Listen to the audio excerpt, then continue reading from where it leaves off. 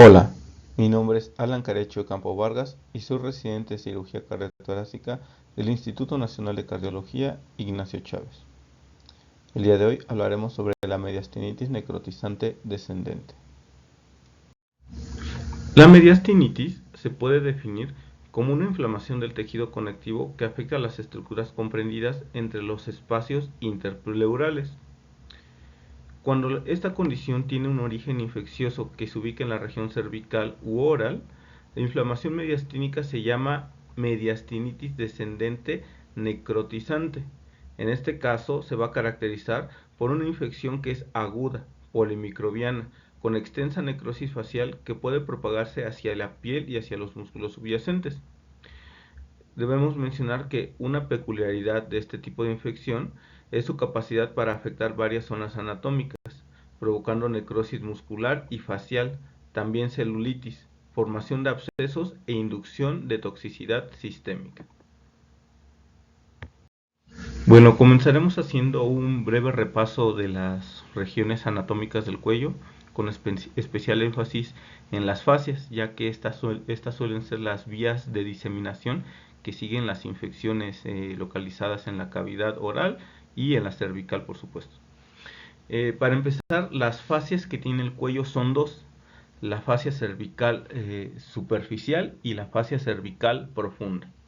Entonces, para empezar, la fascia cervical superficial es una lámina de tejido conectivo adiposo que se sitúa entre la dermis cutánea y la lámina superficial de la fascia cervical profunda. Es decir, la fascia cervical profunda tiene más subdivisiones, que en este caso son tres y veremos a continuación.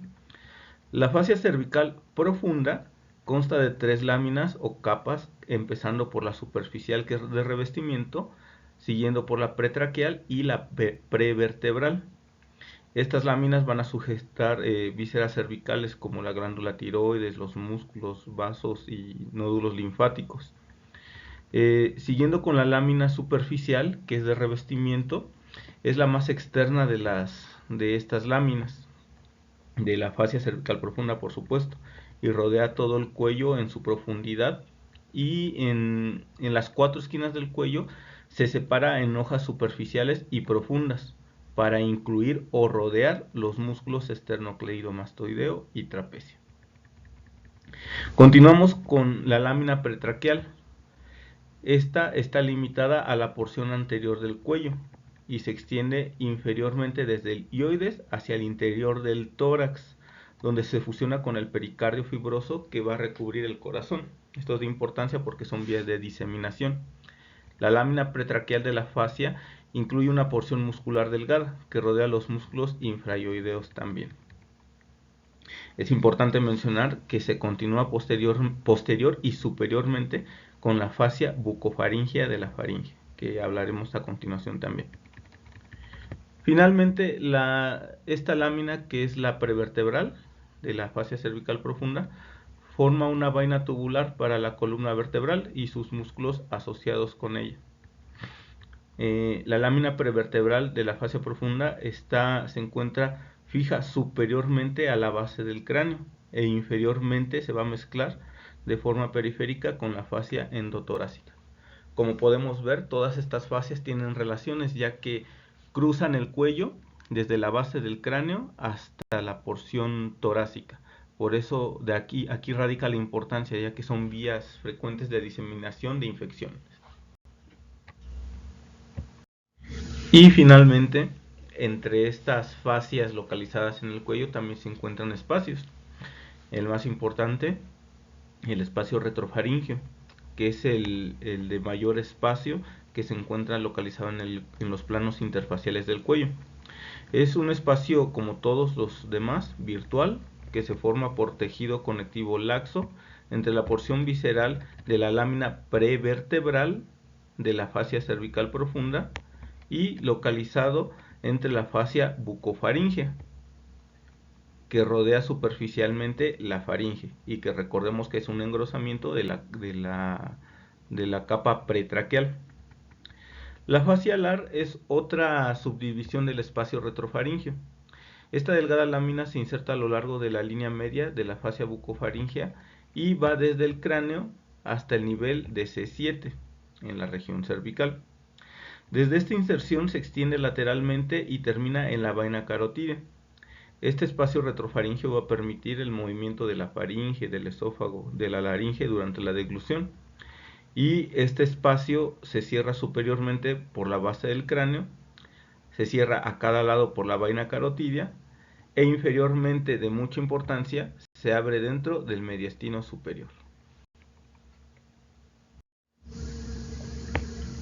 Entonces, existen tres posibilidades o tres vías principales para que la infección se propague a lo largo de los espacios faciales, causando una mediastinitis descendente.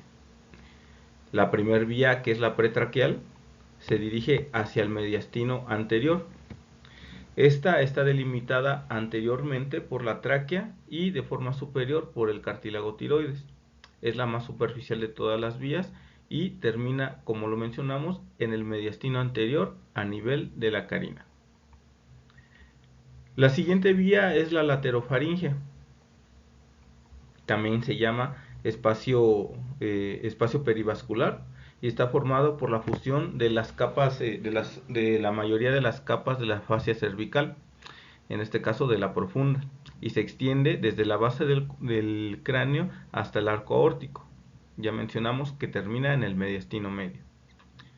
El espacio retrofaringeo, del cual ya hemos hablado, también se llama prevertebral o espacio retrovisceral. Se localiza entre el esófago y la columna vertebral. Empieza a nivel de C6 y se continúa hasta el nivel de T1. Este termina a nivel del mediastino posterior. Podemos también encontrar referido en la literatura la mención de un espacio conocido como espacio peligroso, el cual está separado por la fascia alar, y es de importancia ya que este espacio peligroso se extiende desde la base del cráneo hasta el nivel del diafragma, proporcionando una vía de comunicación hacia el mediastino posterior y los espacios pleurales desde la cabeza y el cuello.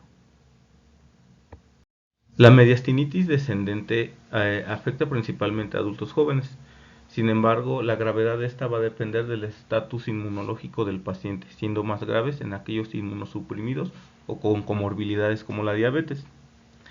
La edad mediana de aparición es de 36 años y el 86% de los pacientes son hombres. Las infecciones odontogénicas son la causa más común de la mediastinitis descendente, especialmente cuando están involucrados los molares. Representan el 40 hasta el 60% de los casos. La segunda causa más común es el absceso retrofaríngeo, con un 14% de prevalencia. Los abscesos periamigdalinos constituyen el 11% de todas las etiologías, y tanto el absceso retrofaríngeo como el absceso periamigdalino pueden provocar la ruptura e invasión de los espacios laterofaringeos, con la subsecuente propagación descendente de la infección hacia el mediastino. Entre otras causas menores se incluye la linfadenitis cervical, causas de intubación endotraqueal, causas de trauma externo, parotiditis, tiroiditis, entre otros. Finalmente, mencionemos que aproximadamente el 70% de los casos de mediastinitis descendente ocurre a través de la vía retrofaríngea, mientras que el 8% ocurre por la vía pretraqueal. Esta última es más común en infecciones que tienen su origen en la glándula tiroides. El resto de los casos se produce mediante propagación perivascular, y en estos casos el proceso suele complicarse con hemorragia arterial. En su artículo original, el Dr. Endo menciona el estudio de 4 pacientes, 3 hombres y una mujer, que fueron tratados por mediastinitis necrotizante descendente, que resultó de una infección orofaringea. 2 de ellos tenían abscesos periamigdalinos, mientras que los otros experimentaron un absceso dental y una submaxilitis.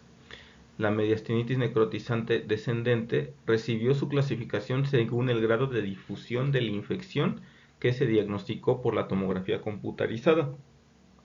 Para este caso, subclasificó de 3 formas la mediastinitis necrotizante descendente.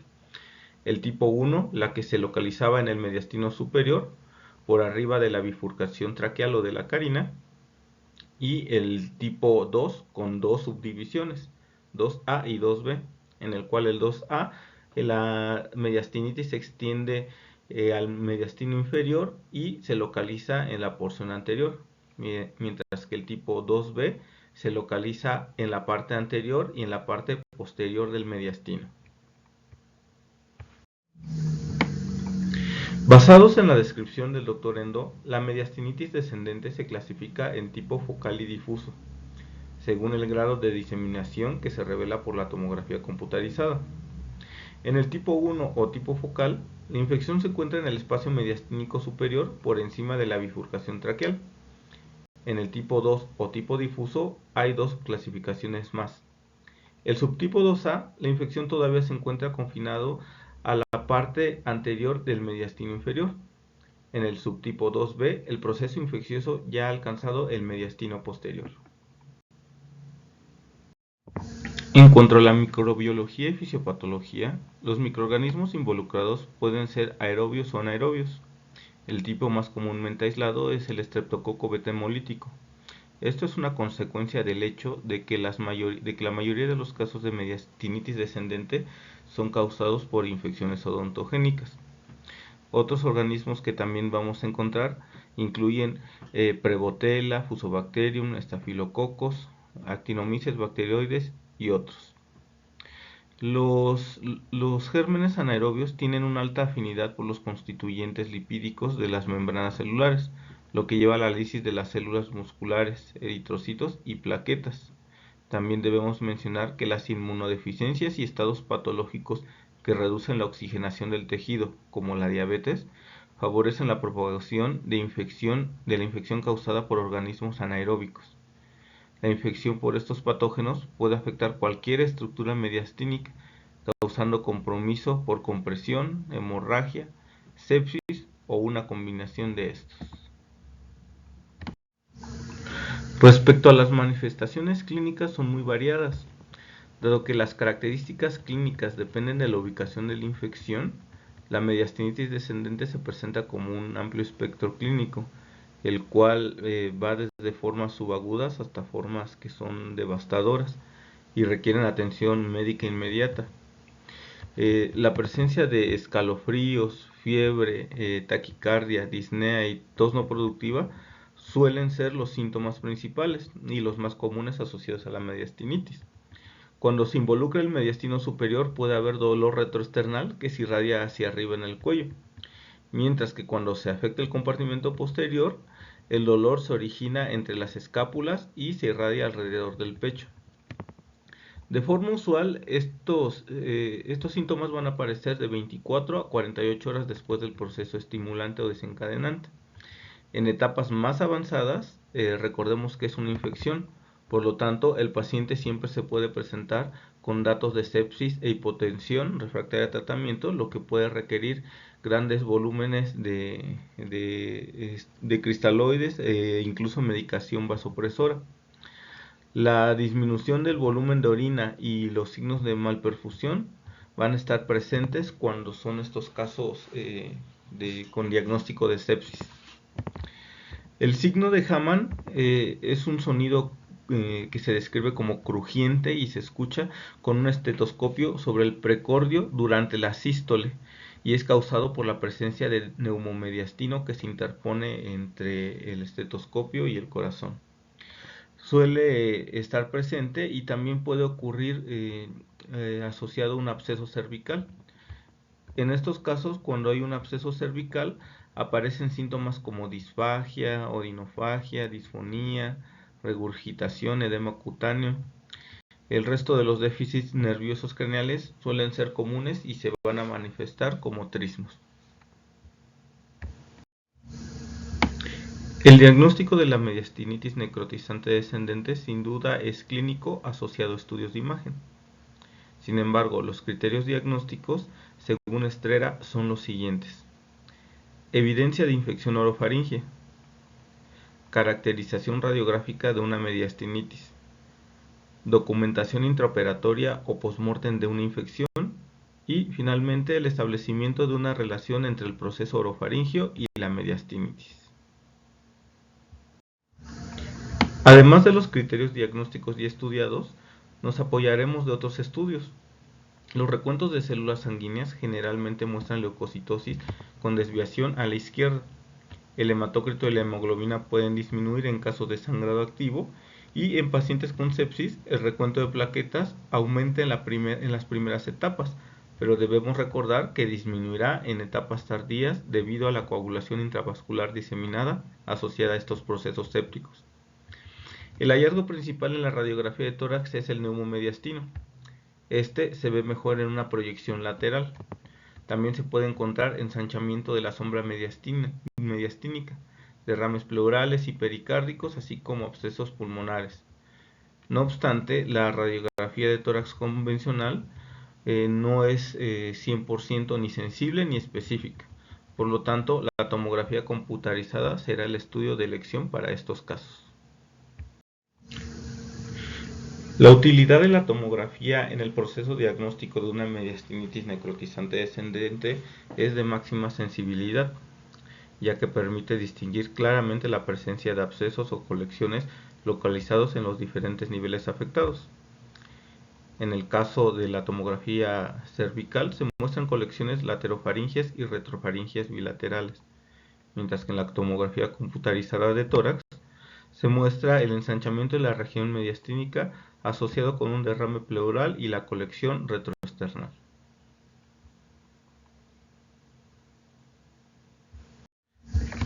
El tratamiento principal para la mediastinitis descendente consiste en antibióticos y drenaje quirúrgico, siendo este último de mayor importancia. No obstante, la terapia antibiótica correcta y bien indicada es esencial para el tratamiento efectivo de la mediastinitis. Los antibióticos de amplio espectro y una buena cobertura contra anaerobios deben ser la primera opción para estos casos. En primer lugar, la piperaciclina tazobactam y la vancomicina son una buena elección para el tratamiento empírico mientras los resultados de los cultivos aún están en curso. Otra opción es el uso de clindamicina más ceftriaxona o ceftazidima. Los pacientes que sean alérgicos a la penicilina pueden recibir quinolonas más clindamicina. También se sugiere la quimioterapia con carbapenémicos y metronidazol.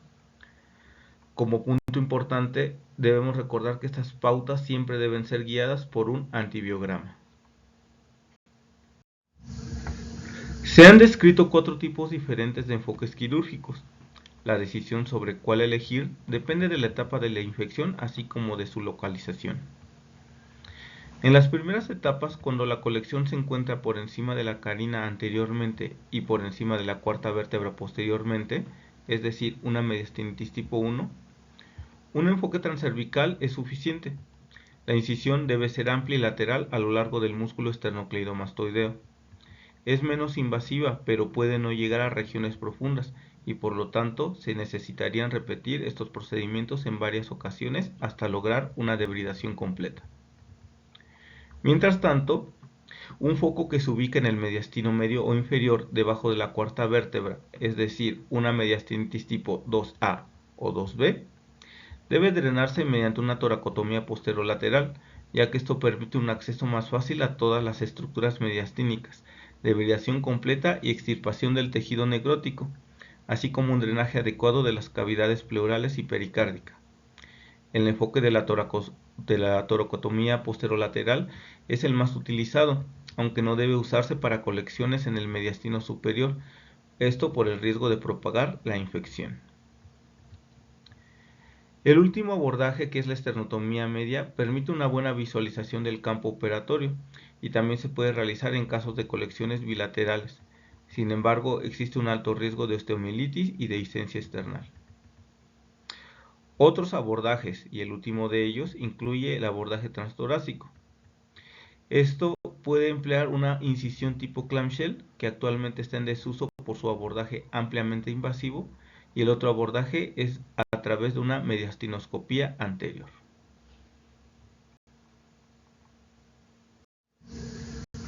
Gracias por su atención.